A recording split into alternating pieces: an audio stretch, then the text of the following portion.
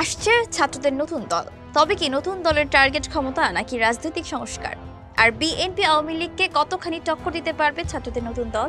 বাংলাদেশের রাজনীতিতে নতুন সম্ভাবনার আলো দেখাচ্ছেন ছাত্র জনতার নেতৃত্বে গঠিত হয়ে যাওয়া একটি নতুন রাজনৈতিক দল। 2024 সালের আগস্টে সফল ছাত্র জনতার অভ্যুত্থানের পর থেকে জাতীয় নাগরিক কমিটির উদ্যোগে এই নতুন রাজনৈতিক দল গঠনের আলোচনা শুরু হয়। 16 ডিসেম্বর বিজয় দিবস উপলক্ষে ঢাকায় আয়োজিত বিজয় র্যালিতে এই উদ্যোগকে ঘিরে আগ্রহ আরও বেড়েছে। যদিও নতুন দলের লক্ষ্য ও আদর্শ নিয়ে এখনো প্রশ্নের শেষ নেই, এটি নিশ্চিত যে তারা বাংলাদেশে প্রচলিত দুই প্রধান রাজনৈতিক শক্তির বাইরে একটি ভিন্ন রাজনৈতিক ধারা তৈরির লক্ষ্য নিয়েছে। জাতীয় নাগরিক কমিটির বিজয় র্যালি শুধু একটি উৎসব নয়, বরং এর মাধ্যমে তারা নিজেদের সাংগঠনিক শক্তি প্রদর্শনের একটি বড় সুযোগ পেয়েছে। র্যালিতে ঢাকার বিভিন্ন থানা থেকে সদস্যদের উপস্থিতি, পাশাপাশি অন্যান্য জেলা ও উপজেলা থেকে যোগদান প্রমাণ করে যে সংগঠনটি তৃণমূল পর্যায়েও বিস্তার লাভ করছে।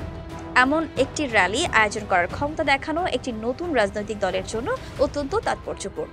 নাগরিক কমিটির মুখপাত্র সামান্তা শারমিন জানান, ডিসেম্বরের মধ্যেই উপজেলা পর্যায়ের সংগঠনগুলোর কাঠামো চূড়ান্ত হবে।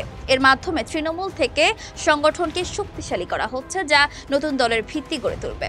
জাতীয় নাগরিক কমিটি কিংবা বৈষম্য বিরোধী ছাত্র আন্দোলনে সরাসরি রাজনৈতিক দলে পরিণত হবে না, বরং নতুন দলটি এই সংগঠনগুলোর সহায়তায় গঠিত হবে। এই নেতৃত্বে যৌথ কাঠামোর উপর নির্ভর করবে, যেখানে একক নেতৃত্বের পরিবর্তে গোষ্ঠীগত সিদ্ধান্ত গ্রহণের উপরে জোর দেওয়া হবে।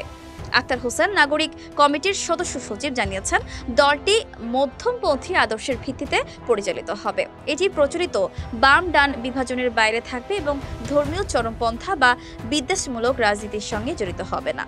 দেশের বিভিন্ন অঞ্চলে নাগরিক কমিটির কার্যক্রম ইতোমধ্যে গতি পেয়েছে। 7টি থানায় কমিটি গঠনের পর তারা পাড়া মহল্লায় সংগঠন বিস্তারের কাজ করছেন। তাদের লক্ষ্য প্রান্তিক জনগোষ্ঠীর কাছে নতুন দলের বার্তা পৌঁছানো এবং তাদের রাজনীতিতে সম্পৃক্ত করা। এটি একটি নতুন দলের জন্য অত্যন্ত গুরুত্বপূর্ণ, কারণ ক্ষমতায় যেতে না পারলেও তৃণমূলের সাংগঠনিক শক্তি অর্জন দীর্ঘমেয়াদে দলটিকে বড় শক্তি হিসেবে গড়ে তুলতে পারে।